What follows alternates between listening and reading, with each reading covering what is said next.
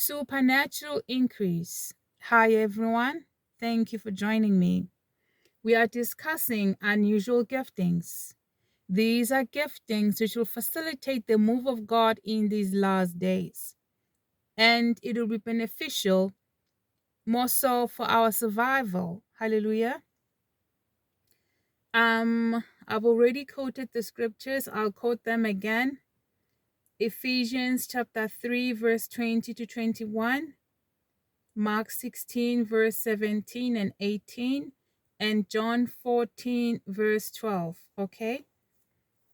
Yeah. So we've already discussed the first unusual gifting, which was overhearing conversations. Number 2 was being transported in the spirit. Number 3 was us being supernaturally transported in the physical. So today we are discussing number 4, which is supernatural increase. I have titled some things as unusual giftings, although we have no control over them. We have no control of when, we cannot put them to play, or we cannot make them work when we want to work. It is those, like, some we can activate, and some they just happen by themselves, like we have absolutely no control over. And yet still I've titled them under the unusual giftings. Okay, so that this teaching makes sense, I'm just gonna make examples. Like I said, I'll be discussing 10 unusual giftings, most of which I've experienced myself either in the physical or through dreams. Okay, so let's talk. Number 4, supernatural increase. I had a dream in which people had to be fed. Okay. And it was already in the evening. The people should have left and went home. And some people went home and some people refused to go home. And they still hung around the church property, some inside the church, some outside. So these people had to be fed. I remember when the food was cooked, and I remember when it was served.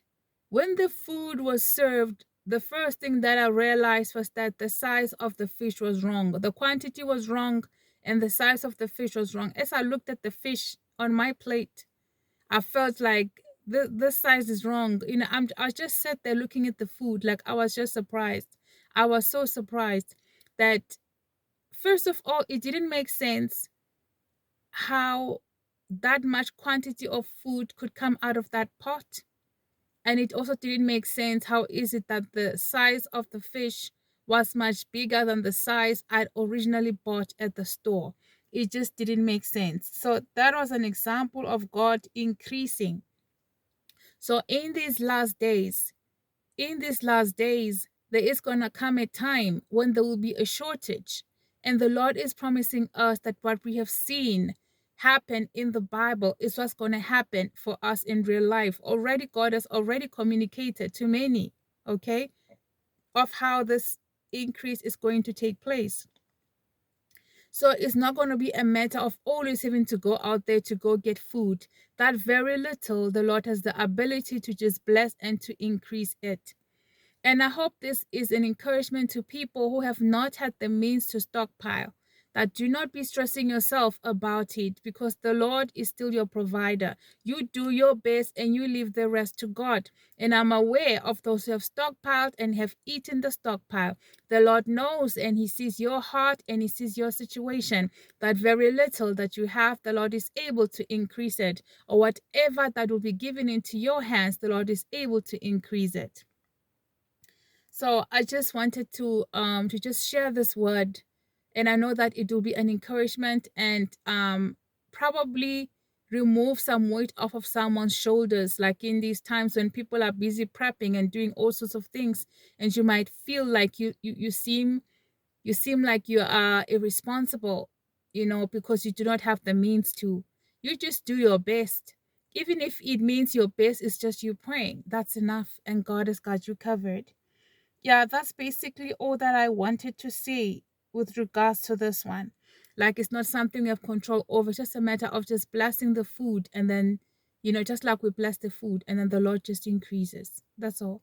Just like we say grace over food at home. Okay? Yeah. So yeah, that's what I basically wanted to share with you guys. So yeah. Yeah, let me just add in also this point that's just coming to mind. It's also, I'm just also thinking about it, like if God is doing such a miraculous work in terms of food, then it makes sense that we also pray over the food before we even dish it. Before we even dish it, just a little change there. Sometimes we just dish the food and then we say grace. But I guess a time is coming when we'll have to basically bless the food before we even dish them.